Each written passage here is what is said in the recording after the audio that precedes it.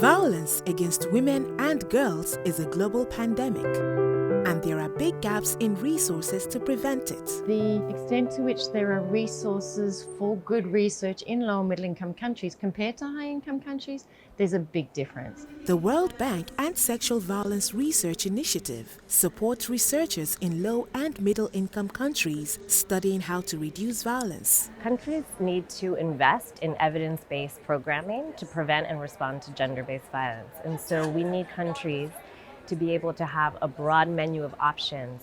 The SVRI World Bank Award has funded 41 research teams over 4 years. Many are studying how to change norms and attitudes that condone violence against women and girls. It is important to focus on gender norms if we are looking at a longer-term solution for gender-based violence, because gender norms are the ones which are at the root of the problem.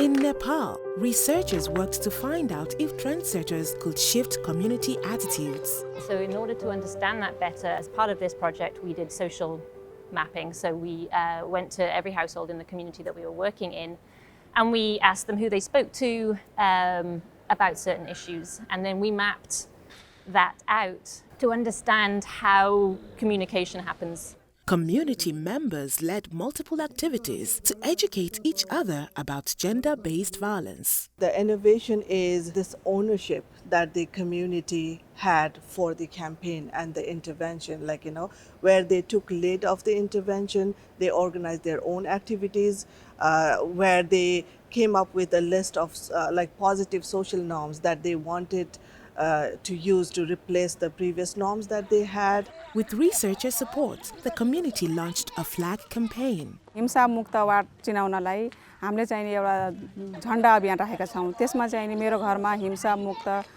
छ भनेर जसले भन्छ त्यसले चाहिँ नि त्यो झण्डा लगाएर राख्छ। Eventually, the entire community declared itself violence-free, and researchers mapped changes in attitudes and behavior. Now they are working to apply the lessons elsewhere. I believe it's totally scalable and replicable, and actually that's what we are also working on. In rural Kenya, SVRI World Bank Award funding brought together a charity and research team. Here at Yatapara village, women are underlied by men.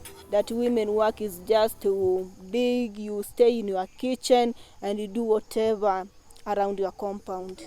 They are studying the potential effect gender transformative economic empowerment has on attitudes relating to gender roles and violence against women.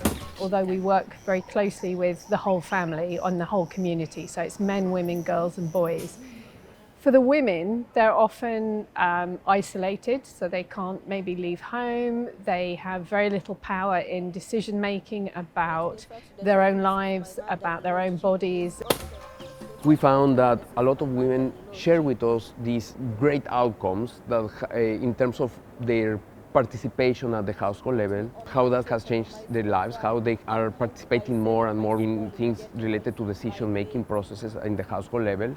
One lesson, a need to focus more on households with very patriarchal norms to ensure violence reductions are spread across the whole community, including those people who have stronger gender unequal attitudes. It's making sure that gender-based violence is not just addressed by those organisations that are specialists in gender-based violence, but actually that all organisations look at this issue and consider this issue within the context of their work. And in the Solomon Islands, researchers are working in communities with deep-seated norms condoning violence. We're not focusing on women's rights. It's more on doing a holistic approach of involving parents, men, women, even those elderly with disabilities, as well as the children, giving them the opportunities to have a voice. With the goal of changing attitudes, the Safe Families program provides intensive training to facilitators to raise awareness and enable collective action. Social norms take a long time to change, and so we sort of look at first establishing people's understandings, attitudes, beliefs, behaviours, and then as those start to shift, you see sort of long line shift in social norms. Across the world, Development Marketplace findings are being shared with World Bank project teams and governments. We have a limited evidence base that's given us some common building blocks of effective interventions. So now we want teams in low and middle income settings to take those building blocks and innovate in the way that they're being delivered in communities. We want this work to make a difference to the lives of women and children in low and middle income countries in fragile settings. We want to end violence against women and we want to end violence against children.